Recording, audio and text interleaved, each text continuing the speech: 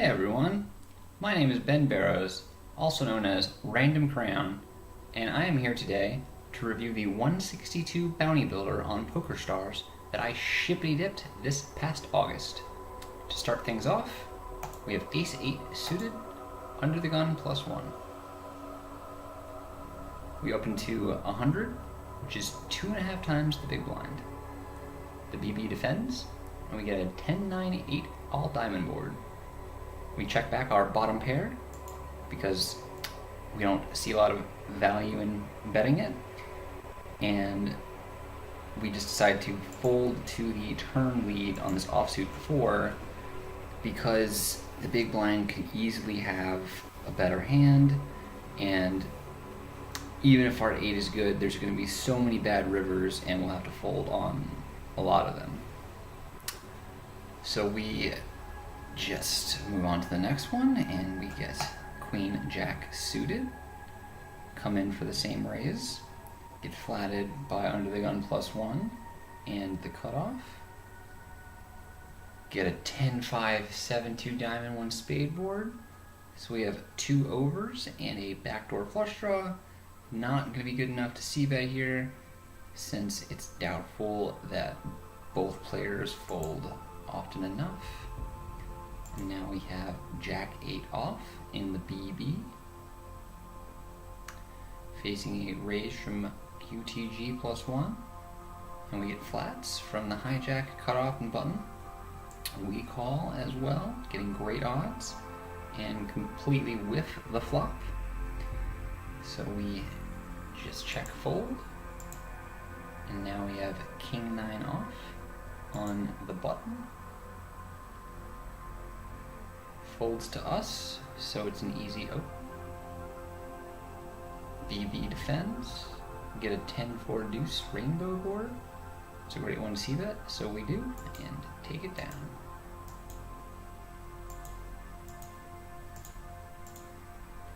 Pocket 5s here in the small blind,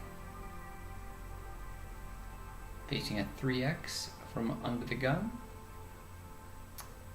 Flat from under the gun +1, and if there was no 3-bet here, we would definitely flat as well, since we are getting proper set mine odds. We have more than 20 times behind this open from under the gun. Like, they made it 150, so 20 times that is 3,000.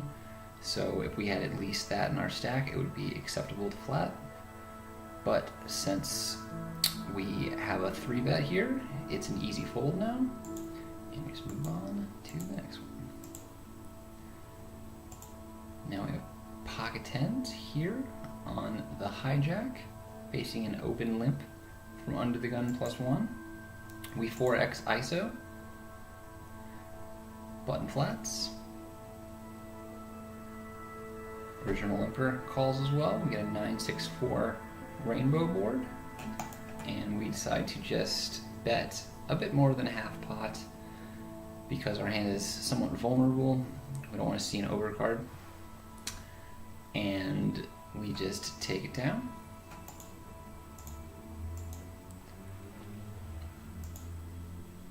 Now we have pocket 8s here in the BB,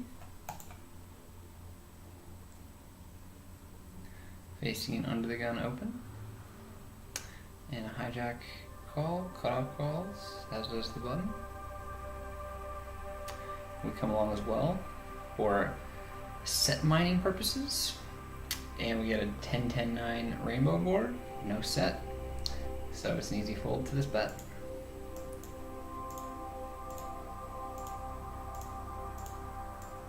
Ace-9 suited under the gun here, gonna be an easy open. And we ship the blind after making it slightly more than min. Ace-Queen suited here in the BB, facing a raise from UTG and a flat from UTG +2. We could 3-bet here, but it's a bit too much, in my opinion, because we're up against 2 early position players whose ranges will be stronger. So when we 3-bet here, they're generally going to just proceed with hands that have us in not so great of shape. And we could potentially get 4-bet off our equity, which would be a disaster. So flatting is by far the better play because of those reasons, in my opinion. And we get a 7-10 deuce 2 diamond board, which is great for our hand. We have 2 overs and the nut flush draw. A lot of equity. So we decide to play conservatively here and just call the c-bet rather than check raise, because we don't want to get it in for stacks this deep, this early, with just a draw. And we get an offsuit 3 in the turn, just checks through, and now we have an offsuit 9 on the river, which obviously misses us, but it's great for our range, meaning we could have easily made a straight there with jack 8, even 6-8. We could have improved to 2 pair with something like 7-9 or 10-9. Could even have pocket 9s, which just river set. And the under the gun player just isn't going to have a very strong hand here often, if ever. If they had an overpair or a set or 10x, they would certainly bet the turn because there's a lot of draws out there and they want to protect against those kind of hands. So because we can deduce that they don't have a strong hand, and we easily could, it just makes the most sense to bet. So we do make it about 2/3 and shippity dip it. And now we have pocket jacks in the small blind, facing a open from the cutoff, and we decide to just full 3x 3-bet since we're out of position. And pocket jacks is pretty vulnerable.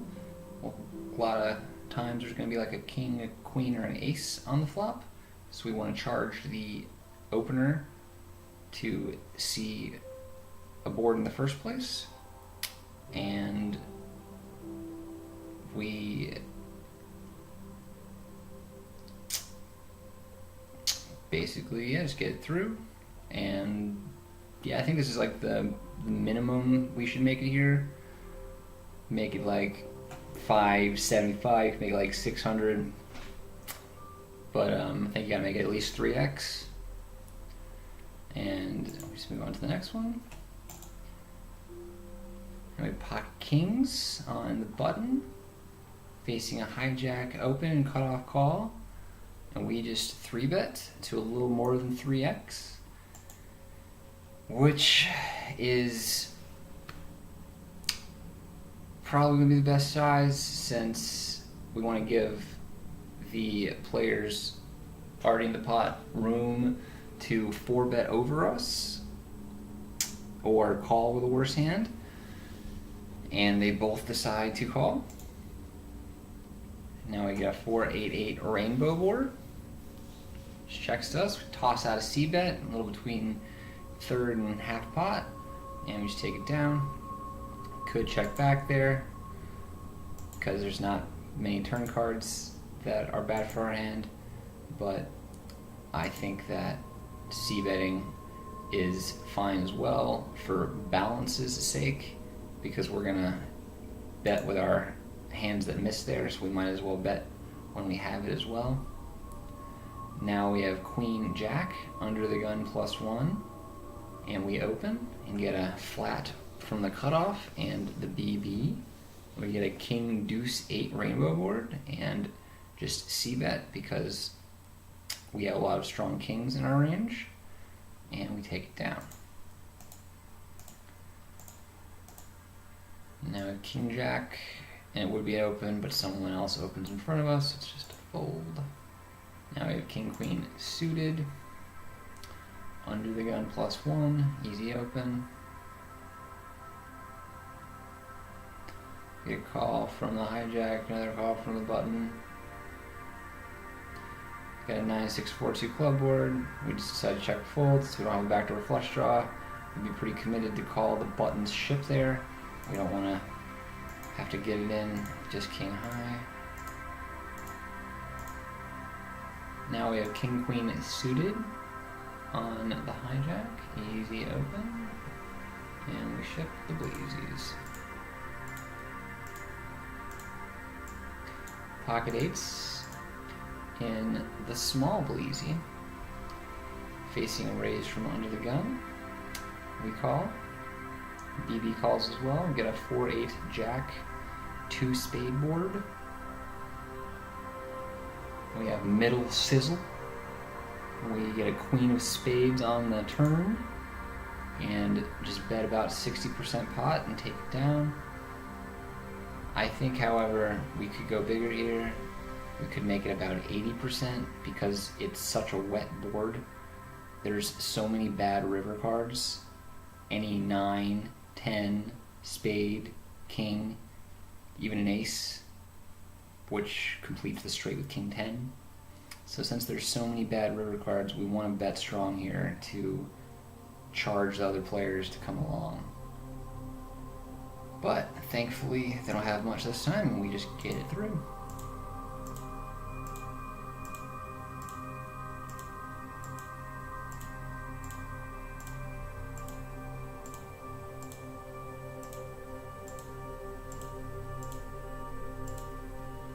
Queen 10 suited here.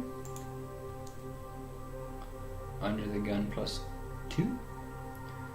Easy open. Button flats. Small blind ships it. And it's an easy fold now. Yeah, it was for over 20 blinds. No way we could profitably call that. Now we have 7-8 off in the BB. Facing a min-raise from UTG +2. Get a 10-4-7 2 diamond board. So we have second pair and backdoor straight and flush draw. Easy call. We get a 6 of diamonds on the turn. Puts out a straight and a flush. And now we have a straight flush draw. And it just checks through. And we get an offsuit jack on the river. And we decide to just check and call this less than 1/3 pot bet with our third pair because we figured that they could have ace queen or ace king or something like pocket fives turned into a bluff.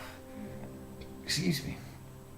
But in retrospect, it doesn't seem like they're going to show up with those kind of hands too often. They'd probably just check them back on the river.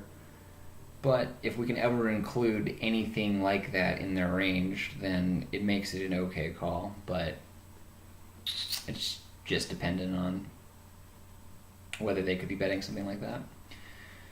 We discussed this hand in the Twitch chat soon after it happened, and the consensus was check raising is better than calling here because that sizing is indicative of a one pair type hand going for thin value rather than a straight or a flush trying to induce. So since we have a diamond, we have a flush blocker, we could check raise here and it would be okay. But I think probably just folding is best. But you know, we call here. Can't play perfect every single tournament. And they were just going for thin value with the ace 10. Makes sense. Nice hand. King Jack again here would be an open, but sorry, too much action in front of us. Now we have ace 9 off. Facing a open limp from under the gun +2. We just 3x ISO with what is likely the best hand. They're going to be limping a lot of worse stuff. We flop as good as we can ask for, basically. Get top pair, top kicker, and a rainbow board. So we toss out a c-bet, same amount we made a pre, and just take it down. And with that, guys, we're going to conclude part 1 of the 162 Bounty Builder Hand History Review video. Hope to see you back for part 2.